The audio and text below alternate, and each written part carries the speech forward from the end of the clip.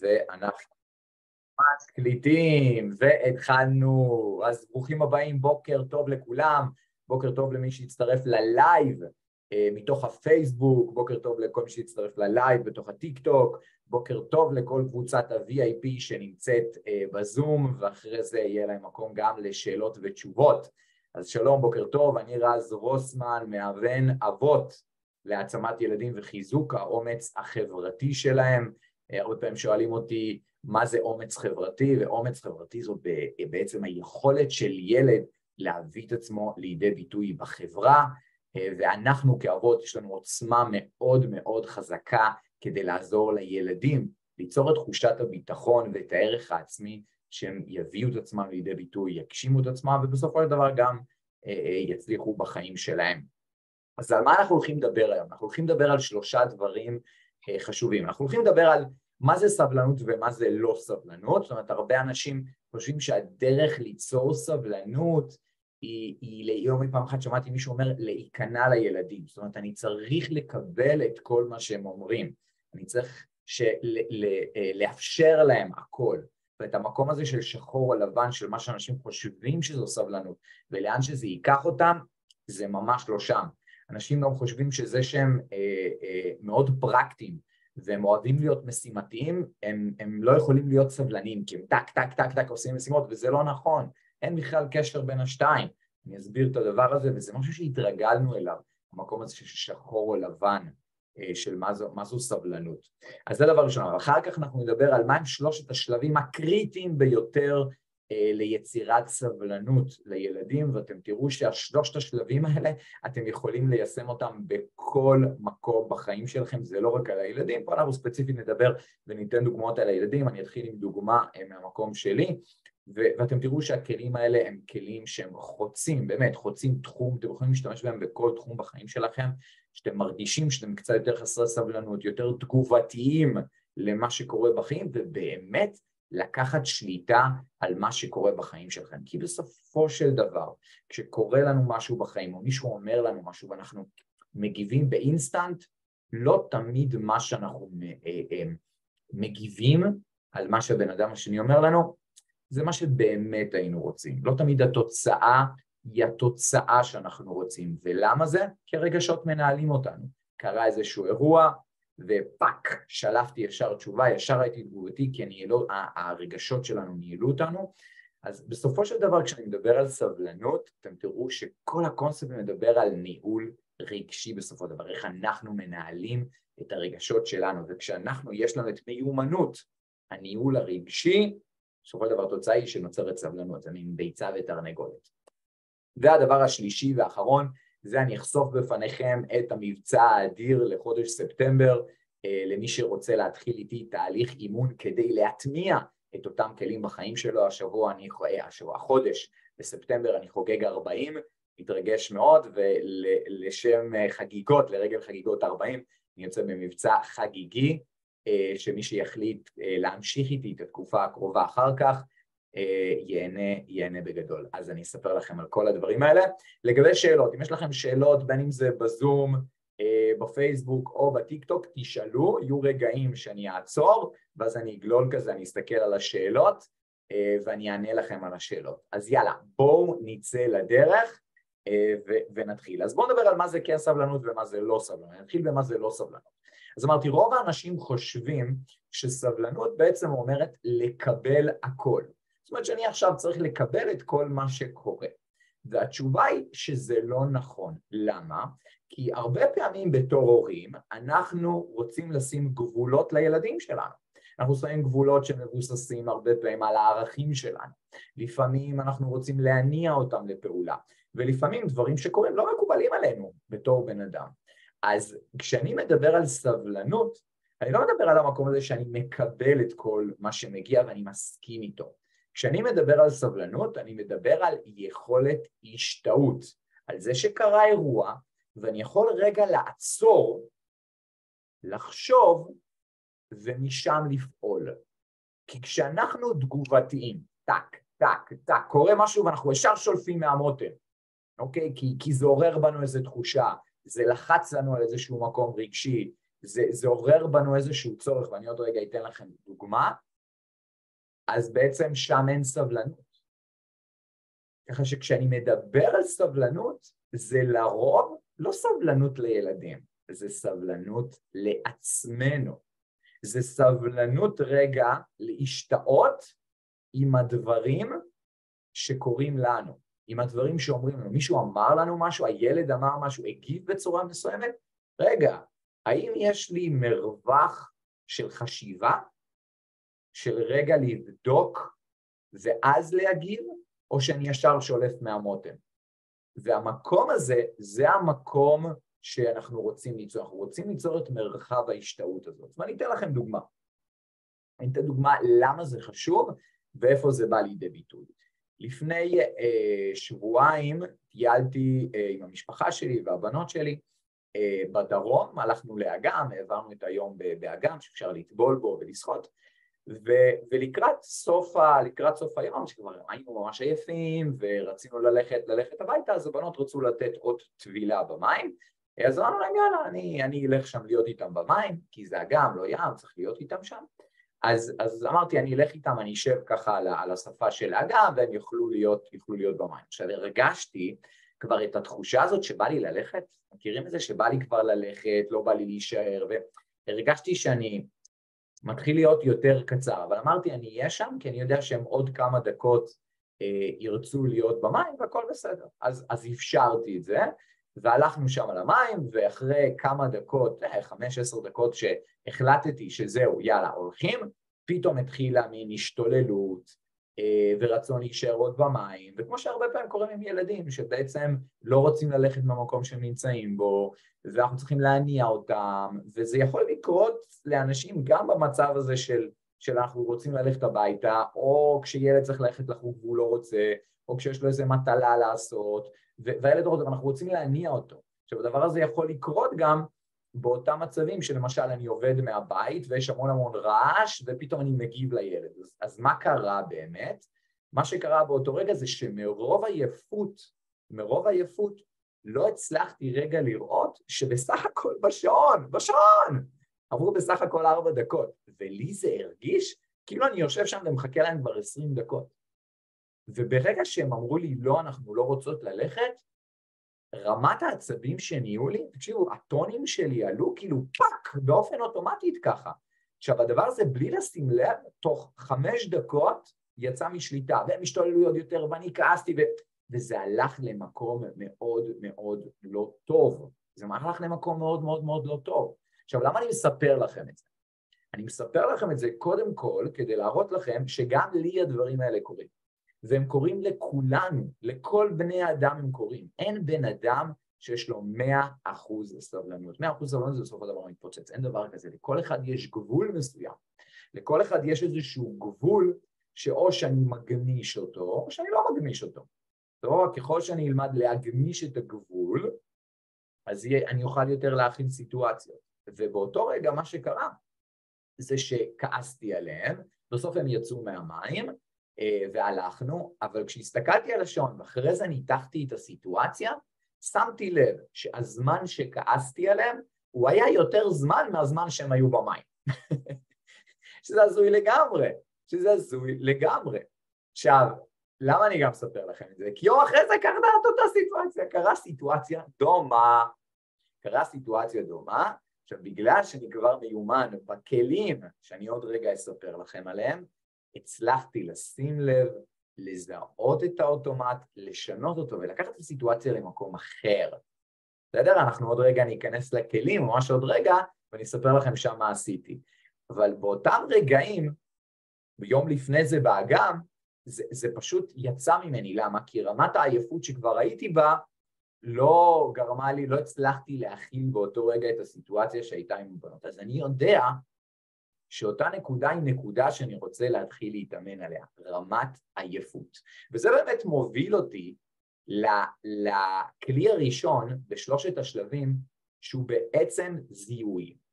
אם אני לא יצליח לזהות את המצבים שבהם אני חסר סבלנות, אני לא אוכל לשנות את זה.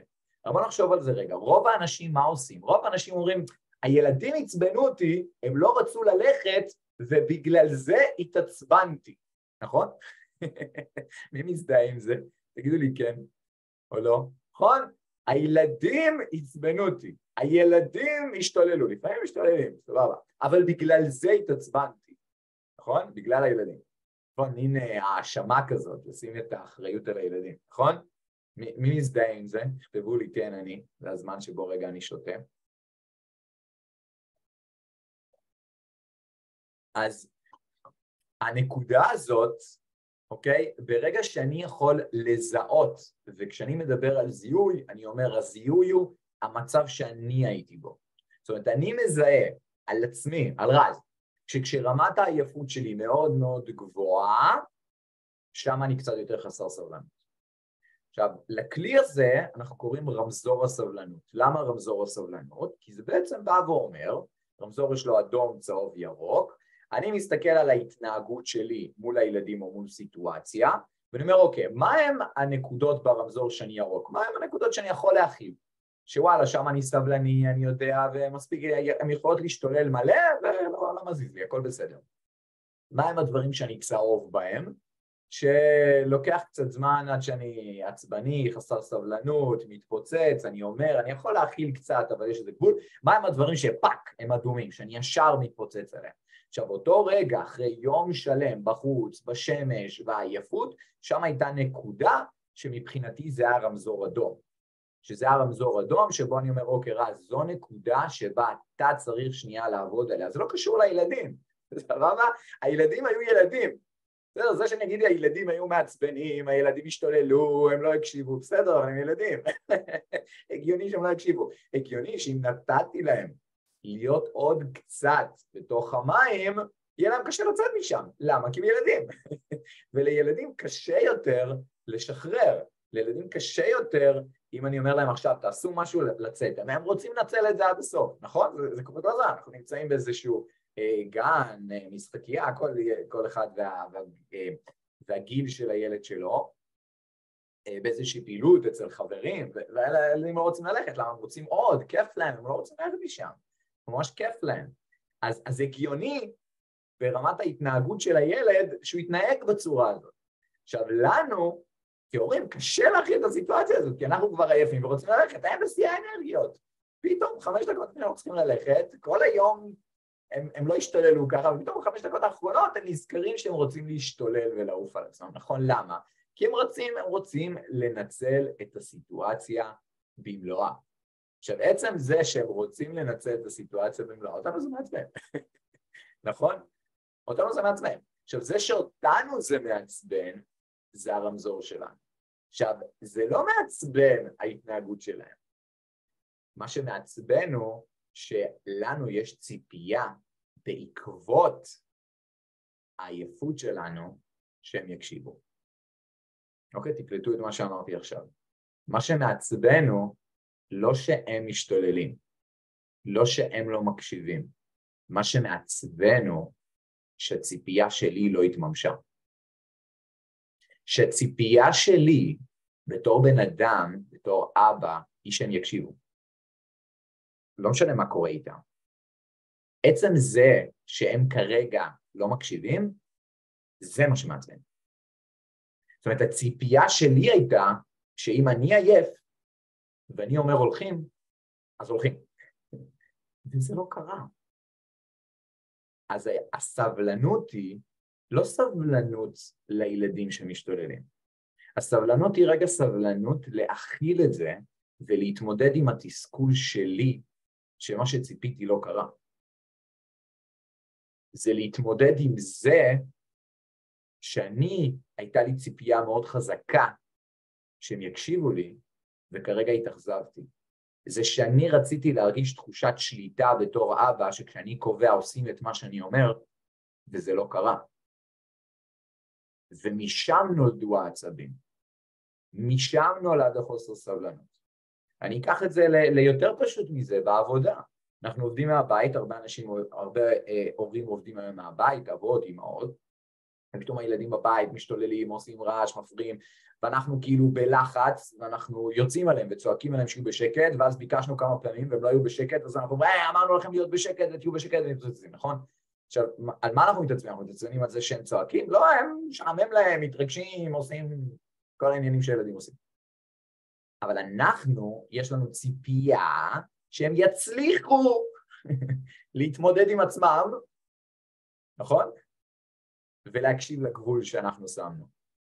אבל הם לא, כי הם בשיא ההתרגשות, והם לא צריכים לבסט את ההתרגשות הזאת. אנחנו מצפים מהם שיבסטו את ההתרגשות, זה לא קורה. אז על מה העצבים? האם העצבים הם על הילדים? לא. העצבים הם על שהציפייה שלי לא התממשה. ואז בעצם מגיע השלב השני של ההרגעה. עכשיו, למה ההרגעה? בסדר? לפני שנגיד איך אנחנו מרגיעים. למה ההרגעה? ההרגעה של העצבים.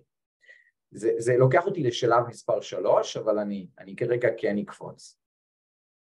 כשאני שם גבול לילד, לצורך העניין אומר לו בעוד 5 דקות הולכים, או אל תצעק עכשיו, יכולים להיות כמה דברים. אחד, זה שהגבול הזה לא מותאם לילד.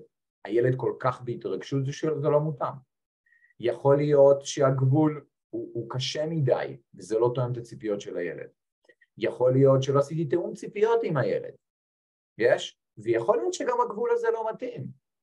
כמו שאני אמרתי לבנות שלי, בעוד 5 דקות הולכים, מה הייתה בעיה שלנו נשאר עם עוד 3 דקות? כי זה מה שהם אמרו לי, אבא, אני רוצה שנשאר, אנחנו רוצים להישאר עוד כמה דקות. אני אמרתי, לא, הולכים עכשיו. אז אני אמרתי לעצמי, למה לא? עוד 3 דקות על השעון, מה כבר יקרה? יכולתי לשים להם טיימר, סטופר, להגיד להם, הנה התור, סטופר, טיימר, שזה זמן נגמר, הולכים. אבל לא עשיתי את זה. זאת אומרת, כשאנחנו שמים גבול, או שיש ציפייה מסוימת מהצד השני, אנחנו חייבים לוודא שהציפייה תואמת לצד השני, וגם אם היא לא תואמת, ואנחנו שמנו גבול שאנחנו יודעים שחייבים לעמוד בו, כדי שאני אניע את הילד שלי ממקום של שיתוף פעולה, ולא ממקום שהוא יציית או הפחדה, או שאני צריך לאיים עליו, אם אני אבוא בכעס, עצבים, חסר סבלנות, וואלה, זה יוצר אנטי. אני לא רוצה להקשיב לאף אחד שהוא עצבני. כשמישהו בא אליי עצבני, הדבר הראשון שאני עושה זה מלא התגוננות. אוטומטית אני מתגונן. תחשבו עליכם. אם מישהו בא אליכם והוא עצבני, והוא כועס עליכם, אפילו בעבודה, המנהל שלכם בא אליכם, או עובד, או לקוח, בא אליכם ועצבני לגמרי, מה האוטומט? מה האוטומט? האוטומט הוא להתגונן, האוטומט הוא להוכיח למה אני צודק, האוטומט הוא להראות אחרת, נכון? אבל לאו דווקא. זאת אומרת, אני לא רוצה ליצור את הסיטואציה הזאת, אני לא רוצה ליצור שיתוף פעולה, אני רוצה ליצור הנהגה. מעבר לזה שאני רוצה ללמד את הילדים שלי ולתת להם דוגמה אישית, לאיך מתמודדים עם מצבי לחץ. כי אם אני לא מצליח להתמודד עם מצב לחץ, למה שהילד שלי יצליח? אחרי זה הורים מתלוננים ללמה הילד שלי חסר סבלנות, עצבני, משתולל, לא מצליח לבסט את עצמו. וואלה, למה לא מצליח? איזה דוגמה אישית אני נותן לו? אני נותן לו דוגמה אישית, שכשהוא מעצבן אותי אני מתפוצץ עליו, אז מה הוא לומד? נכון? הילד משתגע, אני מתפוצץ עליו, אז אני מצפה ממנו להיות סבלני. מה? נכון? לא הגיוני, אין היגיון. אבל ככה אנחנו פועלים. ככה זה האוטומט. שאני לא אומר אתם לא בסדר, זה האוטומט של כל בני אדם, גם אני שם. גם אני הייתי נופל שם, גם אני נופל שם לפעמים, אבל זה העבודה, זה האימון הזה כל הזמן. ותודה לגבי כל הפידבקים, תודה אור. אז בואו נדבר רגע על ההרגעה, אחרי זה נחזור רגע לפעולה ואיך אני עושה את זה. אז בואו נדבר על ההרגעה, אז דיברנו על זה שההרגעה היא חשובה. אני חושב שאני ארגיע את העצבים שלי, כי אני רוצה להניע את הילד שלי לשיתוף פעולה, בסדר? בין אם השיתוף פעולה הוא דרך שינוי הגבול, או בין אם השיתוף פעולה הוא דרך לעשות תיאום ציפיות לגבול. סבבה? אני הולך לשתי המקומות האלה. אז ההרגעה היא הרגעה שעוזרת לי, בסדר? עוזרת לי להרגיע את העצבים שלי באותו רגע, להרגיע את המקום המתוסכל והמאוכזב הזה, שהציפייה שלו לא התממשה. נכון? הרי מה קורה? נגיד אני עובד מהבית והילדים מציקים כזה, מתחילים לעצבן, עושים עליהם לרע, וכזה, תהיו בשקט! נכון?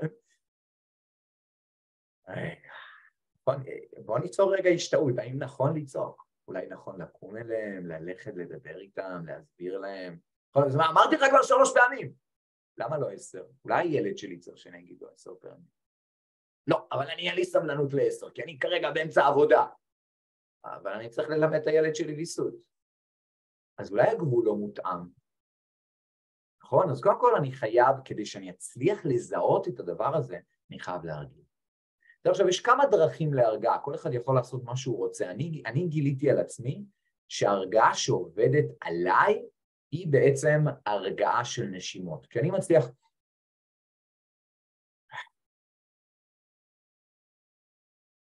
לנשום ככה, פתאום הוא הרגיע. זה לא הנשימה שרוב האנשים עושים, או, כזה גרמפי, נכון? זה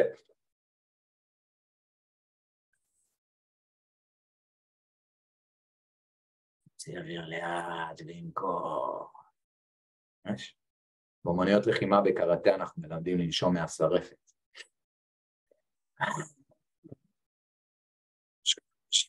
שאני לא יכול לדבר בה. למה? כי אני לא יכול לדבר בה, אז אני גם לא יכול לצעוק על הילדים שלי. נכון? זה מרגיע. זה מכניס יותר פרופורציה. אז לחלק יכול לעבוד נשימות, לחלק יכול לעבוד לקום, לרקוד. הרבה פעמים כשאני קולט שאני עצבני, אני זז מהסיטואציה, אני הולך למקום אחר, אני רגע שם לי מוזיקה, רגע שם סאונד. אני עושה את זה גם במצבים מהירים, גם הרבה פעמים שאנחנו צריכים להתארגן בבוקר ולהגיע לזמן, כי לא ילדים מאחרים בבית ספר. אני הולך רגע לשירותים, לוקח כמה נשימות, קופץ, מרגיע, ואז אני בא לילדים שלי, כי אני מבין שזה החוסר סבלנות שלי, אין בכלל מה אכפת להם לאחר. נכון, זה אני. ויש רגעים שאפילו מצאתי, שכשאני ממש עצבני, אני במקום לעשות את זה, מה שאני עושה זה, שם את היד פה, שם את היד פה, ואני מלטף את עצמי. עושה את זה, ומרגיע. מה שאני שם את היד פה ואני עושה ככה. כאילו כשאני ממש מרגיש שאני עצבני, אני כבר באוטומט שם את היד שלי פה ואני עושה ככה. כאילו מתחיל כזה לאט לאט ללטף. נכון? רוב האנשים עושים ככה, עושים ככה, נכון? גם אני הרבה פעמים קורא לי שהיד שלי מעצבן אותי ואני כזה, כזה ככה, מכירים את התנועה הזאת? אז במקום לעשות את זה, כאילו, לעשות את זה פה, מחבק, כאילו לפתוח, פה, כאלה. שמתי לב שזה עוזר, זה ממש ממש משנה. אוקיי? לעשן סיגריה, אוקיי, סבבה? לא ניכנס כרגע לענייני, אם זה עובד לך, סבבה, אם זה עוזר לך לסבלנות, לך על זה, לא ניכנס כרגע לאן, בסדר, סבבה. הפתעת אותי אור בתשובה שלך, אתה רץ, אבל זה גם פתרון. אחד הדברים של, למה צחקתי, בסדר, אני אגיד את זה, למה צחקתי? כי אחד הדברים בעצם בסבלנות הרבה פעמים זה המקום שבו אני רוצה ללמוד לעשות את זה פנימית, בעצם לא להשתמש במשהו חיצוני שיעזור לי להרגיע את עצמי. כי אז אני בעצם, מה שאני עושה, אני מעביר את הכוח ההרגעה למשהו החיצוני, בעצם לסיגריה, לאוכל, זאת אומרת, אני רוצה ללמוד לעשות את זה בעצמי. אם רגעי זה עובד לכם מצוין, אבל שימו לב שזה לא הופך להיות סיסטם, כי אז מה קורה? כשאין את הסיגריה הזאת אני עצבני, כשאין את האוכל הזה אני עצבני. והרבה פעמים זה לא תמיד מתאפשר, אני עם הילדים ואני לא מתאפשר לי כרגע לעשן סיגריה, וואלה, אז מה אני עושה? אז אני רוצה רגע באותו רגע ללמד את עצמי לעשות את זה עם הנקודות שלי, זאת אומרת לעשות את זה בתוכי, ליצור את הסבלנות הזאת פנימית ולא להשתמש במשהו חיצוני. אם כן בהתחלה אני צריך משהו חיצוני אפשר, אבל לאט לאט להעביר את הפוקוס פנימה, בסדר? אם אתם גם שני בני זוג, בנות, בן, בת זוג וכאלה, ואתם ביחד בסיטואציה, הרבה פעמים אפשר להעביר את התפקיד למישהו אחר, הרבה פעמים אפשר לבקש עזרה, זאת אומרת כשאני יכול לקחת את זה פנימה, בסדר? ולעשות את זה פנימית, שם בעצם נוצר העוצמה ונוצר הכוח, כי אני מוריד בעצם את הכוח, את התלות במשהו חיצוני שיעזור לי ליצור את הסבלנות הזאת, בסדר? אז קחו את זה לתשומת לבכם, זהו, זה לגבי זה, פחות על העניין של הסיגר, פשוט הצחיק אותי, לא ציפיתי לתשובה הזאת. אז זהו, אז קחו את זה באמת למקום שההרגעה, תמצאו את המקום שלכם הפנימי, שעוזר לכם להירגע, זאת אומרת, תמצאו לכם איזשהו משהו, איזשהו דרך שבה תרגיעו את עצמכם ממקום פנימי, ולא בעזרת משהו חיצוני. זה הרבה פעמים גם מוזיקה לא מתאפשר, זה גם משהו חיצוני, כמה שיותר פנימי, לפעמים אנחנו צריכים את הדברים החיצוניים האלה, וזה בסדר. זה בסדר שלפעמים אנחנו צריכים אותם, אי אפשר תמיד להיות רק מבפנים, 100% הזה לא תמיד עובד, השאלה אם יש איזון. בסדר? גם אני לפעמים משתמש באשתי, גם אני לפעמים משתמש במוזיקה, והשאלה היא, האם יש איזון? האם אני רק בחיצוני? האם אני רק בפנימי? סבבה, אם זה עובד לכם מדהים בעיניי, אבל אם אנחנו משתמשים, השאלה איפה יש איזון, בסדר? כי אם אין את החיצוני, אז השאלה אם אנחנו מאבדים שליטה, ושם זה קצת בעייתי. אז תשימו סימן שאלה על זה, ותבדקו עם עצמכם במקום הזה, אם אתם צריכים עזרה, תמיד אפשר לדבר איתי, ואני אעזור לכם ללכת למקומות האלה. אז באמת היה לנו את ההרגעה שכל אחד נמצא לעצמו את המקום שמרגיע אותו. עכשיו בואו נדבר על הפעולה, סבבה? כי הרגעתי את עצמי, זאת אומרת, כן זיהיתי את המקומות, הזיהוי בדרך כלל קורה אחרי כמה פעמים שהדבר הזה קורה, הרגעתי את עצמי, הצלחתי להרגיע, ועכשיו נשאר השלב של הפעולה, שהפעולה שבעצם אני רוצה לדבר, לבוא ולפנות על הילד. אז כשיש את הפעולה, בעצם קורים כמה דברים. אז קודם כל, אני יכול לשאול את עצמי שאלה, זה מתחיל בראש, אני יכול לשאול את עצמי שאלה, כי הרגעתי את עצמי רגשית ופיזית, ואז אני יכול לשאול את עצמי שאלה, שקודם כל, למה לא? זאת אומרת, למה לא? למה שאני לא אגמיש את הגבול שלי? וואלה, למה לא שהבנות לא יישארו במים עוד 3 דקות? ושאמרתי לכם שיום אחרי זה קרה שוב פעם, זה שוב פעם, היינו בגן שעשועים עם הבנות שלי, ושוב פעם רציתי ללכת, רציתי כבר לאכול ארוחת ערב, ולהכין לבנות, והם רצו להישאר בגן שעשועים, ואז אמרו, אבא עוד כמה דקות, ואז אני כזה, נפלתי פה אתמול, ואז אני אומר, רגע, למה לא? ואז אמרתי לעצמי, רגע, בנות, תקשיבו, אנחנו צריכים להגיע כבר לארוחת ערב, שמתי את הגבול, אני שם לכם טיימר בשעון של 5 דקות, כשהטיימר מגיע הולכים. ובאותו רגע, כשהטיימר הגיע 5 דקות, באמת הלכנו. עכשיו, למה אני יודע? כי אני יודע שזה עובד, אצל הבנות שלי זה עובד, אנחנו כן מתארגנים, לפעמים זה בבוקר, לפעמים זה עובר, המקום הזה של טיימר שהולך ונסגר, והמקום הזה של זמן מוגבל, של מסגרת, היא מאוד מאוד חשובה, היא מאוד עוזרת לילדים להתכנס, זה לא מתפזר. כשאנחנו אומרים לילדים, עוד קצת, ילד לא באמת יודע מה זה עוד כמה דקות. ואז הילד רואה, יש טיימר, 5 דקות מצוין, וזה תמיד עובד, ברוב המקרים, 95%. אז במקום הזה, ואז מצאתי את הפעולה, ואז ההנאה לפעולה הייתה יותר, כי שאלתי את זה רגע, למה לא? נכון, אני עצבני, אני כבר רוצה להכין ארוחת ערב, אני רוצה להגיע הביתה, אבל באמת עוד 5 דקות. אז שאלתי את עצמי למה לא, באותו רגע הרגעתי את זה, והצלחתי למצוא פתרון שהוא פתרון הטיימר.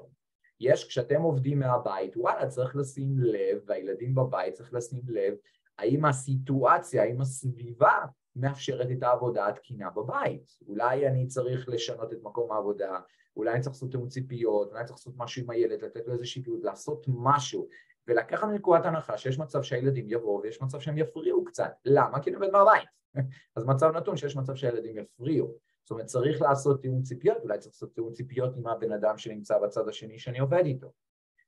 אז בכל מיני מצבים, אני יכול לעשות תיאום ציפיות, אחד עם עצמי, של לשאול האם הגבול הזה, האם אני יכול להגמיש אותו דרך למה לא, ואז לעשות גבול שונה. הדבר השני זה לבוא ולעשות תיאום ציפיות מאוד מאוד ברור עם הילד, גם אם הילד כרגע לצורך העניין מפריע, ואני רוצה לבוא אליו ולהגיד לו, תקשיב, אתה מפריע ואל תצעק וכאלה, לא.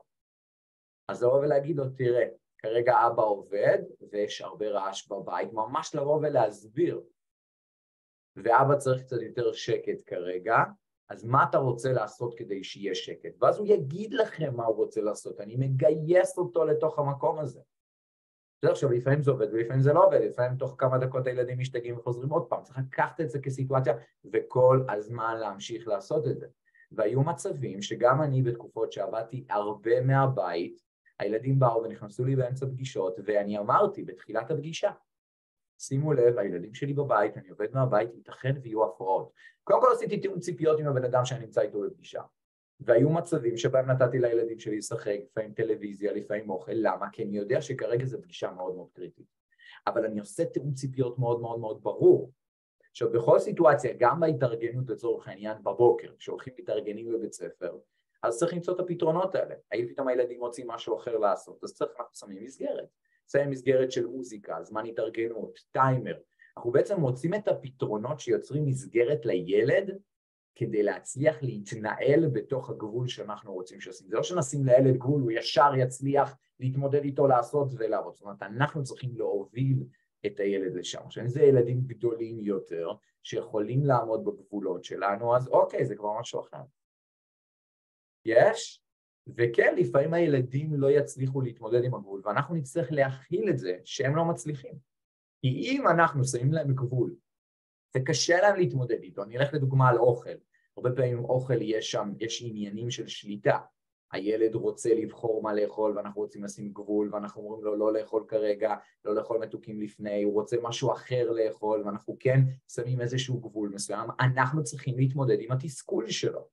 עכשיו אם אנחנו נתעצבן על זה שהוא מתעצבן, שוב פעם, מה שקורה שם באותו רגע זה שאנחנו לא מלמדים אותו את הסבלנות הזאת ואנחנו לא יכולים להניע אותו קדימה. המטרה של הסבלנות היא בסופו של דבר כדי שאנחנו נוכל להתמודד עם תחושות התסכול והאכזבה שלנו מהציפייה שהייתה לנו שלא התממשה, וגם כדי שיהיה פער של זמן פעולה, כדי שנוכל לדייק את הפעולות שלנו עם הילדים שלנו, כדי להניע אותם ולגרום להם לשתף פעולה בצורה שתהיה יותר אפקטיבית וטובה, גם להם וגם לנו, ובסופו של דבר גם ניתן להם את הדוגמה האישית לאיך יוצרים את הסבלנות הזאת. כי כשאנחנו מצליחים להכיל את המקומות הקשים שלהם, אנחנו הלכה למעשה נותנים להם דוגמה אישית לסבלנות. הלכה למעשה אנחנו נותנים להם דוגמה אישית למהי סבלנות רגשית, לאיך אנחנו מכילים אותם, לאיך להתמודד עם סיטואציה, וכשהם יבואו ויהיה להם סיטואציות דומות, עם חברים, עם בנות זוג, בעתיד, עם הדברים שהם אוהבים לעשות, הם ידעו להתמודד עם זה. למה? כי הם קיבלו את הערכים האלה בבית. הם קיבלו את ההתנהלות הזאת בבית, התנהלו איתם בצורה הזאת, והם ידעו לעשות את זה בעצמם. ייי! מה שלומכם עד עכשיו?